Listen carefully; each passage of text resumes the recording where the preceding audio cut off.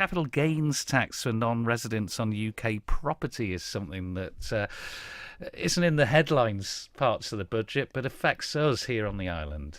That's right, yes. So HMRC had already introduced a few years ago capital gains tax for non-residents on UK residential property. And in the budget announcements last week, they have extended that now to be capital gains on commercial property as well. And there was a lot of debate before the budget around this as to whether this is something that they might do.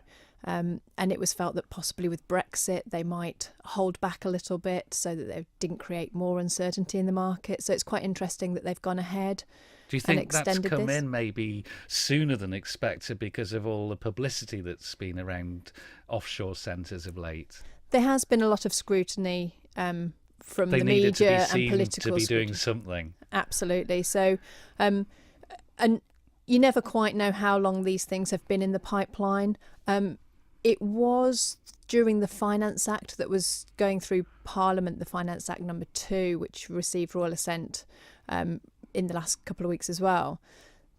There was discussion in the Parliament around whether capital gains tax would be extended to non-resident landlords. What else have you noticed in the budget property then?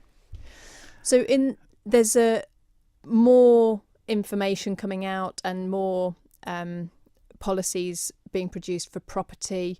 So currently non-UK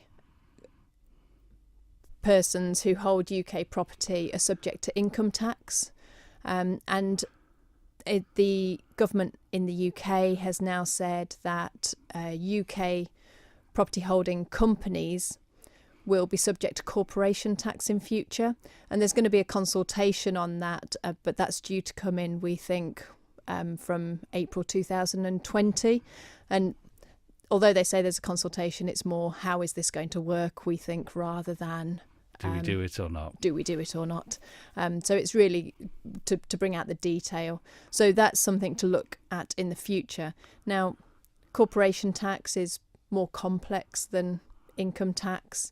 It brings in the capital gains element as well, which will have been brought in a year earlier. So the capital gains tax on commercial property will be brought in 2019, April 2019. So all of that will mean that there'll be more complexity, I think, in the tax position of non-UK property owning companies of UK real estate. The other element is that there'll be restrictions under corporation tax on interest deductions, and for property holding companies where they often have quite a lot of leverage and financing, that might be an issue if there are groups of entities that have a lot of borrowings in order to invest into the UK real estate market. There you might find that they might get lower deductions of interest. So the devil's always in the detail, isn't it, after a budget?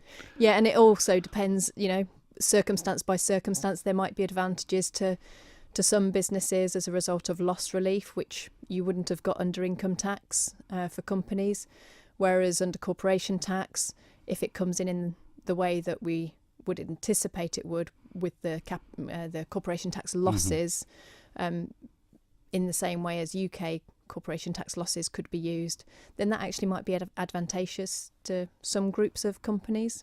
But it really does depend on how it all plays out in specific circumstances of each group, really.